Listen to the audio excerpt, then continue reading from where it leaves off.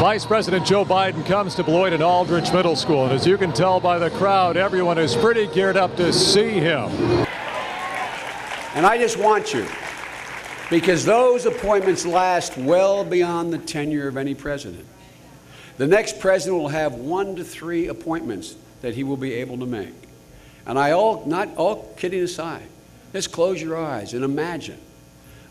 Imagine where the 40 years of progress we've made for women in America, what will happen to that in a Romney-appointed Supreme Court after 4 years.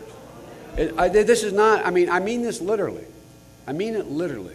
It matters a lot. We've hardly discussed it in this campaign because there's so much else out there. I want to make it real clear to you. When it comes to women's rights, Barack and I from the outset have had not a sliver of daylight between our positions.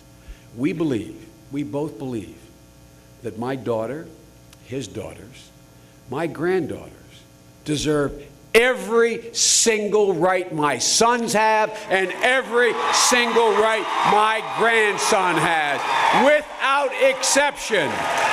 Without exception. It's not only a civil rights issue, a human rights issue, it is an economic issue. So first of all, what did you think of the speech? I think it was awesome. I think it was great. I think that's what we need to go ahead and finish this race. He's always awesome. I love the way he say and what he speak about because he always talk the truth and say what he mean.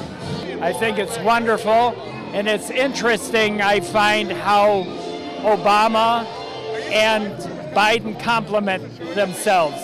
Obama, the community organizer, has a way of motivating people for a purpose. Joe Biden, he's from the Senate, he's an old fighter, and he knows how to put it to the, let's say, adversary. Oh, I think Joe Biden is a dynamic speaker. I love him because he means what he says and he says what he means. And I even love his gaffes. Well, I think both Democrats and Republicans bear some blame, but President Obama came in to office in 2009 with a truckload of troubles, and he wasn't in office a month before I saw Republicans blaming him for the budget, even though the first year is the Republican budget.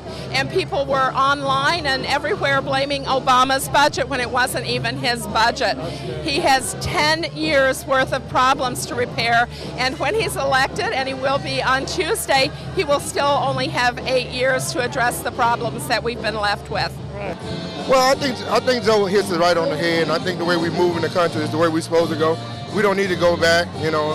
And when he hit the 47%, I'm in the military, I did 26 years, and the 47% that he talked about is the ones that I was standing beside. I didn't see too many rich people there. All that 47% was out there protecting the country. So ever since they said that, my vote was already cast. I can't wait till the election opens so I can go celebrate. For sure. I mean, it was totally irresponsible, that last Republican administration. I used to be a Republican, but when George W. came in, that was the end of it. I could no longer vote for that. So Vice President Joe Biden brings his message to Aldrich Middle School in Beloit. Sometimes satirical, often very serious. He talked about issues ranging from women's health to, of course, the fiscal responsibility of government. Some of the concerns he laid directly on Romney and Ryan and said that we don't want to go back to the policies that led us to the Great Recession of 2008. Very well received by the audience here, as you see, and of course with a lot of loud music to say goodbye to the Vice President.